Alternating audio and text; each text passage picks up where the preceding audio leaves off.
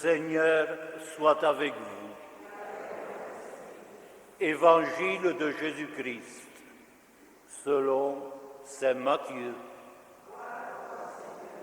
Quand Jésus voit tout ce monde qui le suit, il gravit la montagne, il s'assied, les disciples s'approchent, alors lui ouvre la bouche et il se met à les instruire.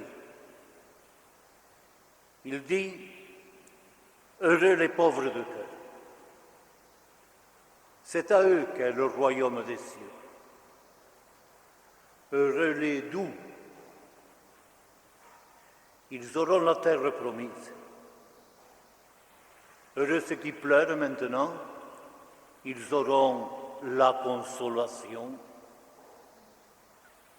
Heureux ceux qui ont faim et soif de justice, ils seront rassasiés.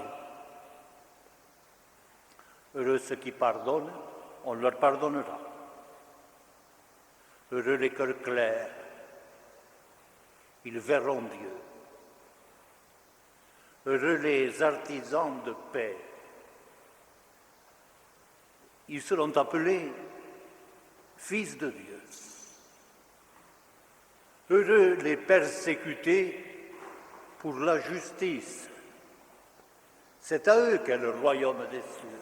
Oui, heureux serez-vous si on vous insulte, si on vous persécute, si on dit contre vous toutes sortes de mal faussement à cause de moi.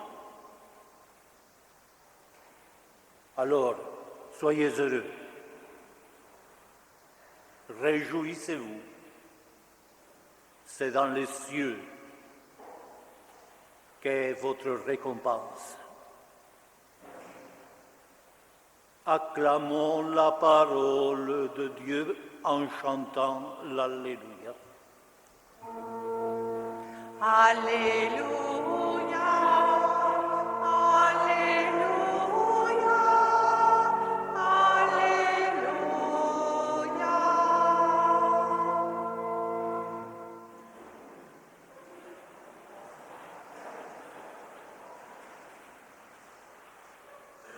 C'est la Toussaint et tout spontanément, si on nous demande ce que nous faisons, on dirait la fête des morts. Mais qu'est-ce que ça veut dire? Ce n'est pas sûr que nous ayons dans la tête tous exactement la même chose. Parce que ça peut vouloir dire ils sont morts et on tourne la page, on garde un petit coin dans le souvenir, on apporte un pot de chrysanthème à la Toussaint, enfin, ils sont morts et c'est fini. Ou bien ça veut dire, ils sont morts, ils sont partis, ils ne sont plus là. Mais ils sont partis quelque part. Et ils ne sont pas abîmés dans la mort. Ils sont en train de repartir entre les mains de Dieu pour une vie nouvelle, pour la vie éternelle.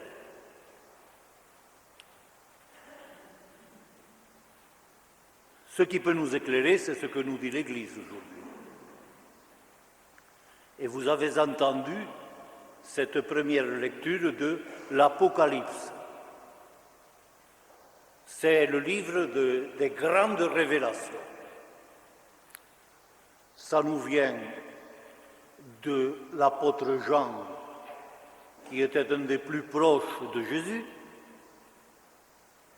et il parle aux chrétiens de sa génération qui sont dans une assez grande détresse.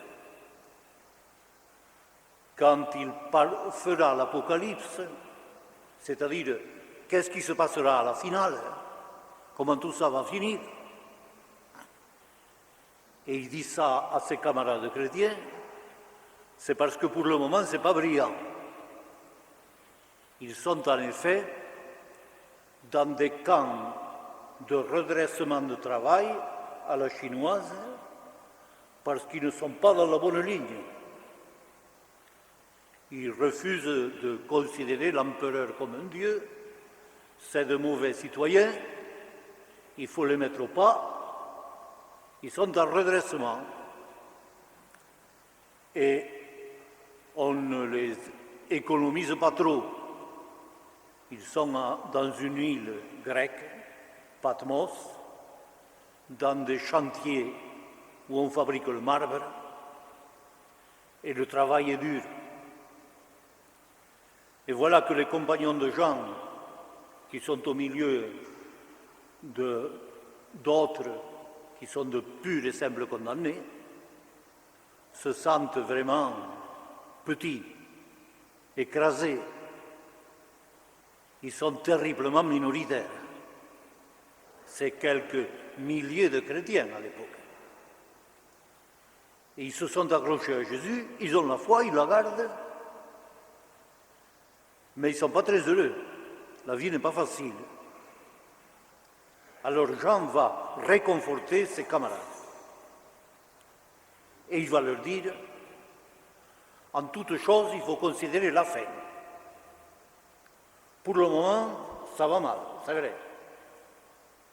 Mais on s'en sortira, et on va s'en sortir par la très grande porte. Parce que c'est nous qui avons l'avenir en main. Il leur dit, voyez, au final du monde, ce qui se passe. Et eux qui ne sont qu'une petite poignée, il leur montre un torrent d'hommes, une foule immense qui gravite autour de Jésus. D'une image de Jésus très précise,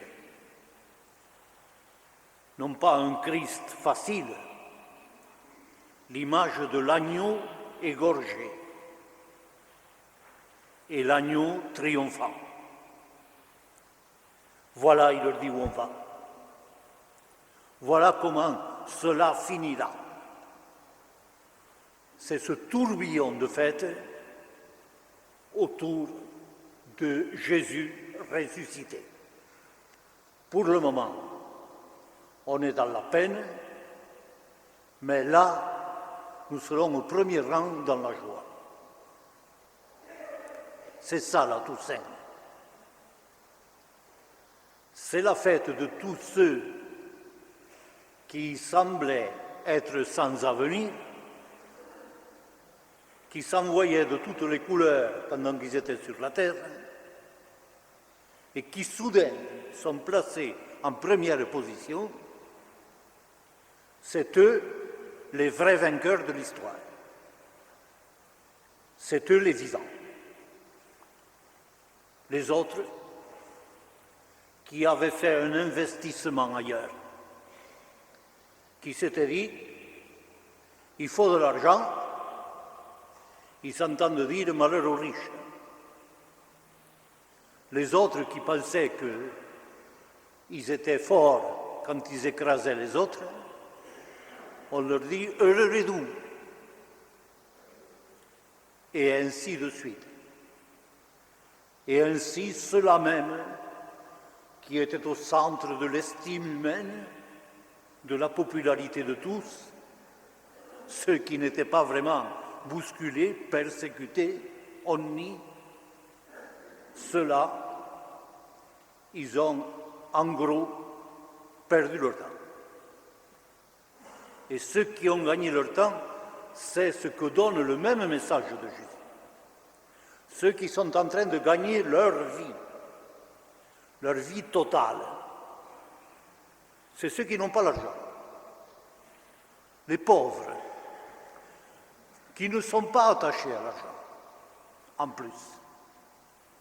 Ce sont les persécutés, les traqués de toute manière.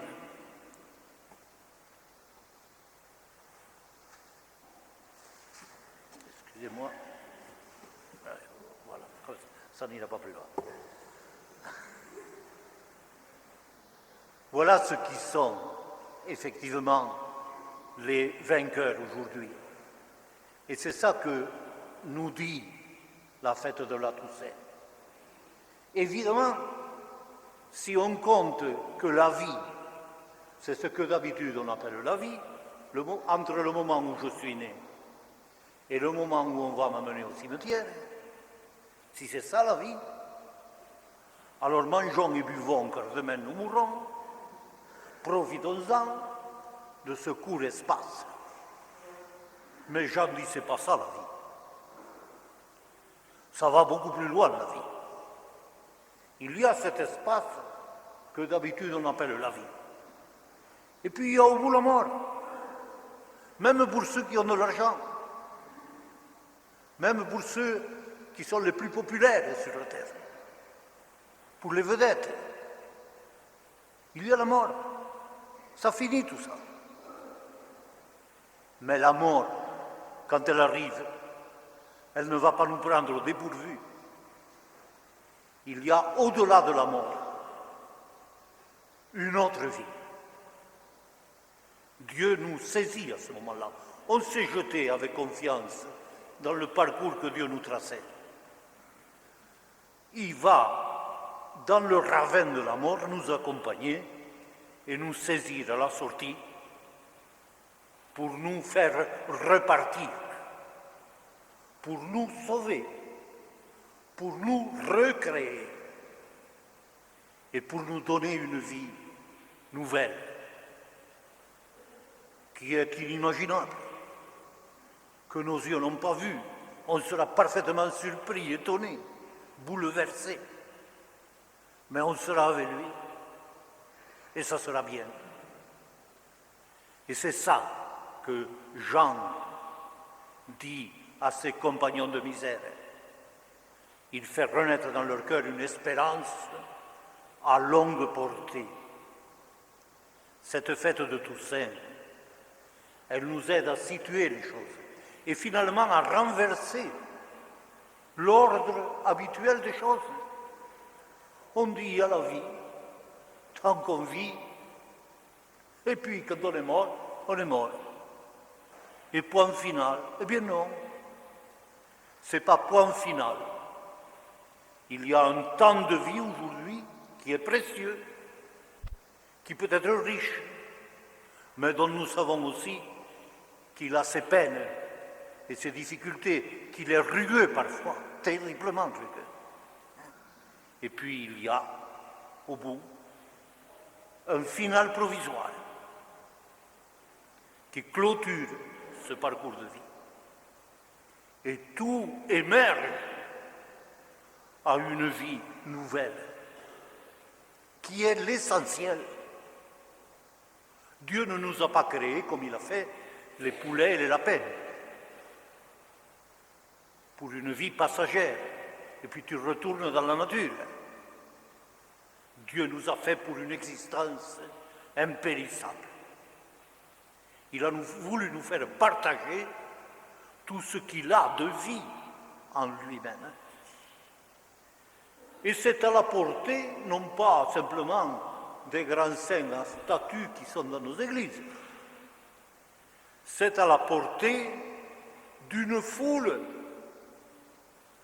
Et quand on regarde le monde et l'histoire, on voit bien qu'il n'y a pas une foule de saints à statues.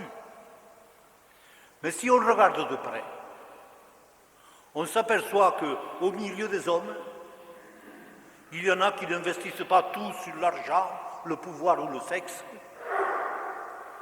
qui voient plus loin, qui répondent à leur conscience, qui vivent intimement quelque chose. Et on n'a pas besoin de chercher bien loin. Moi, les saints, je les trouve dans ma famille. Ils étaient à la maison. Et d'une certaine façon, ils y sont. C'est ça que nous faisons à la Toussaint.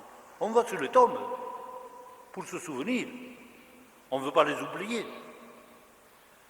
Mais on ne pense pas aux morts comme à des morts tout court. On sait qu'ils ne sont plus là. Et ça nous déchire parfois le cœur. Mais on a une confiance totale dans la parole que Jésus nous a dit et leur a dit un jour, je viendrai vous prendre avec moi. Et donc aujourd'hui, ce jour de Toussaint, ce n'est pas simplement la fête de la mort, pas du tout même. C'est la fête des morts comme dépassant la mort. Oh, la mort est à sa place. Ce n'est pas rien la mort. Et elle vient. Mais la mort, ce n'est pas tout. Elle est passagère. C'est la mort qui est provisoire. Et c'est la vie qui est définitive. C'est la vie éternelle, l'entrée dans l'éternité qui est définitive. Et donc, si nous pensons en ce jour de Toussaint, à nos morts, à la mort, si nous pensons, quand nous pensons aux morts, et nous le faisons toujours ça, non pas à toutes les petites saloperies qu'ils ont pu faire dans leur vie, mais à ceux qui a eu de meilleur en eux. Hein? Quand quelqu'un est mort, on le voit tout de suite. Ça émerge. Si nous pensons aux morts comme fleurissant Dieu à l'intérieur d'eux-mêmes, alors nous sommes dans le vrai de la Toussaint. Et cette fête des morts, combien elle nous apprend à vivre.